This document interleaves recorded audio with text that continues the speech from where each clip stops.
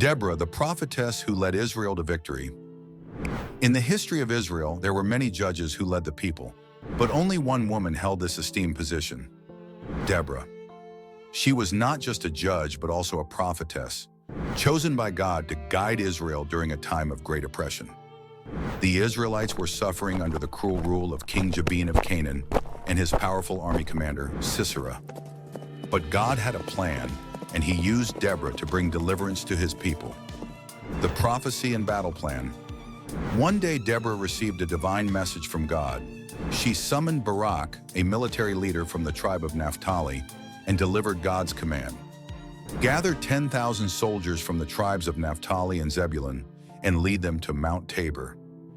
There you will face Sisera and his army, but do not fear, for God will deliver them into your hands. Barak believed in Deborah's prophecy but hesitated. He responded, "I will go, but only if you come with me." Deborah agreed to accompany him but gave him a warning: "Because you hesitate, the victory will not bring you honor. Instead, the final blow against Sisera will come at the hands of a woman." The battle, with Deborah's leadership and Barak's command, the Israelite army gathered at Mount Tabor. Sisera, confident in his 900 iron chariots, led his forces to the battlefield. But as the battle began, God intervened. A sudden storm flooded the battlefield, causing the iron chariots to become stuck in the mud. In the chaos, the Canaanite soldiers were thrown into disarray. Seizing the opportunity, Barak and his men charged forward. They defeated the Canaanite army, pursuing them as they fled. Realizing his forces were lost, Sisera abandoned his chariot and ran for his life, seeking refuge wherever he could find it. The unexpected hero. Exhausted and desperate, Sisera arrived at the tent of Jael, the wife of Heber the Kenite. Because of past alliances between the Kenites and King Jabin, he trusted Jael and believed he would be safe in her home. She welcomed him, offered him milk to drink, and assured him he could rest there. Sisera, feeling secure, fell into a deep sleep. But Jael knew that this was her moment. She took a hammer and a tent peg, approached quietly, and drove the peg through his temple, killing him instantly. Just as Deborah had prophesied, the honor of defeating Sisera belonged to a woman. Victory and celebration. When Barak arrived at Jael's tent in pursuit of Sisera, she greeted him and showed him the fallen commander.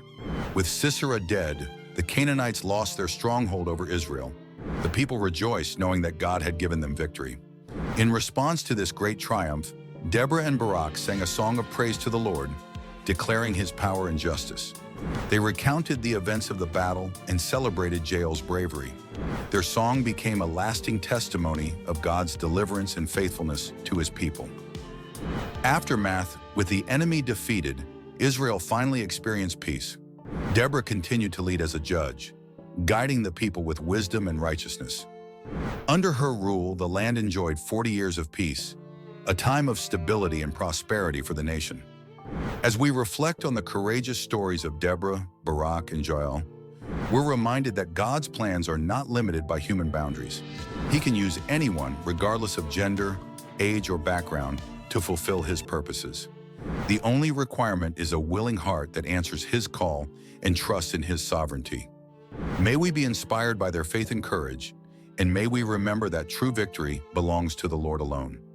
Let us surrender our biases and limitations and embrace the truth that God's will has no favorites, only a desire for willing vessels to carry out his plans.